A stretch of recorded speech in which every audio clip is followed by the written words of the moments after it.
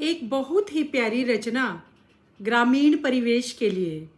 सच में जो गांव की अनुभूतियाँ होती हैं ना, वो शहर की गगनचुंबी इमारतें भी वो फीलिंग्स, वो एहसास, वो अनुभूति नहीं ला सकती। ऐसा मेरा निजी अनुभव है। इन्हीं भावों को इस रचना में समावेश करने की मेरी एक छोटी सी कोशिश, कुछ स्मृतियों के साथ। वह गांव हमारा था, सर्दी के मौसम में जहाँ धूप सुनहरी खिलती थी, गर्मी में भी गहरी सी नीम की छाया मिलती थी। खेतों में गेहूं की बाली लहर लहर लहराती थी। खेतों में गेहूं की बाली लहर लहर लहराती थी। सरसों के फूलों की बगिया बसंत ऋतु ले आती थी। देखो ना, जैसे आंखों के आगे ना एक कुछ जैसे दृश्य सारा अंकित हो गया।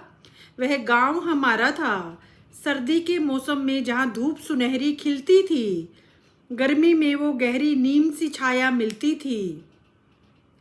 खेतों में गेहूं की बाली लहर लहर लहराती थी। सरसों के फूलों की बगिया बसंत ऋतु ले आती थी। मेथी पालक गाजर मूली ताजी ताजी मिलती थी। भांत भांत की चटनी जहाँ सिलबट्टे पर पिसती थी। भांत भांत की चटनी जहाँ सिलबट्टे पर पिसती थी। एक बात कहूँ, सिलबट्टे की अगर आप चटनी खा लेंगे ना तो चाहिए आप 7 स्टार में चले जाएं, सब फीका है।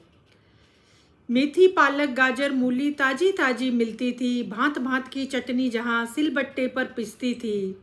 बाजरे की खिचड़ी और रोटी का स्वाद अनोखा था। बाजरे की खिचड़ी और रोटी का स्वाद अनोखा था। सदाबहार थी जहाँ राबड़ी, जिसका स्वाद सदा ही चोखा था। चांद सितारों की चादर रातों को भाया करती थी। देखो ना कितनी प्यारी कल्पना। चांद सितारों की चादर रातों को भाया करती थी। माटी की सौंधी सी खुशबू बारिश में आया करती थी। खेतों की मेढ़ों से होकर चहूं और ही राहें जाती थी। खेतों की मेढ़ों से होकर चहूं और ही राहें जाती थी। जहाँ सुख दुख सांझे होते थे, महक अपनत्व की आती थी। कोई राग ना था, कोई द्वेष ना था, कोई कष्ट ना था, कोई क्लेश ना था।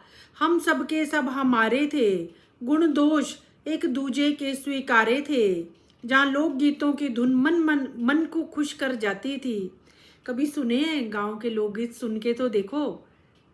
जहाँ लोक गीतों की धुन मन को खुश कर जाती थी, बिना लाग लपेट के सादी सी जिंदगी जैसे सबको गले लगाती थी। किस किस के हैं खेत कहाँ पहचान बताती थी। वो गांव हमारा था री सखी, जहाँ भोर उजाला लाती थी। जहाँ भोर उजाला लाती थी।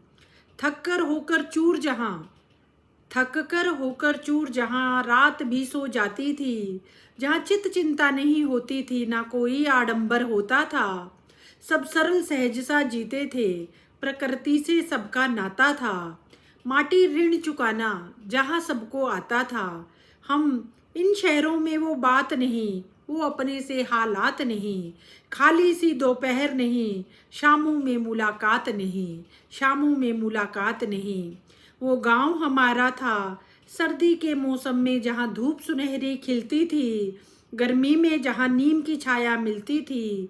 खेतों में गेहूं की बाली लहर लहर लहराती थी।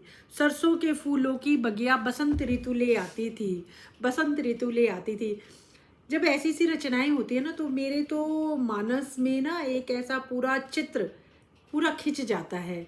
और मुझे लगता है मैं सच में उस ग्रामीण परिवेश में प्रवेश कर गई, और मानस वैसा ही हो जाता है, नज़र भी वैसी, नज़रिया भी वैसा। सच में जो तनाव जीवन जितना सादा होगा ना, तनाव उतना आधा होगा। कई चीज़ें हमें देखने में तो बहुत अच्छी लगती हैं, ये है वो है, लेकिन हमें सच में जीने के लिए कुछ बहुत ज़्यादा आडंबरों की या बहुत ज़्यादा इक्विपमेंट्स की बिल्कुल भी ज़रूरी नहीं है। मूलभूत ज़रूरतें पूरी हों, मानसिक शांति हो, और जीवन में हम तरक्की करें। तरक्की केवल भौतिक तरक्की ही नहीं होता, आध्यात्मिक तरक्की, मानसिक तरक्की, और एक ऐसे मानसिक स्तर पर जाना जो आपको, मुझे लगता है ये जो साधारण ग्रामीण परिवेश है ना, ये आपको स्पेस देता है, ये आपको सोचने का एक नज़रिया देता है, एक ऐसा अनुभूति देती है जो कि आप बहुत कुछ ऐसा सोच सकते हो जो आप शहर की चकाचौंध में, भीड़ भरी ज़िंदगी में नहीं सोच सकते। ऐसा मेरा व्यक्तिगत अनुभव है। तो ग्रामीण जीवन सरल और सादा, नेक दिल और विचार जिनके बहुत ही प्योर, एकदम प्योर, और अच्छा जीवन जीने का उच्च इरादा है ना। तो वेलकम टू ग्रामीण जीवन।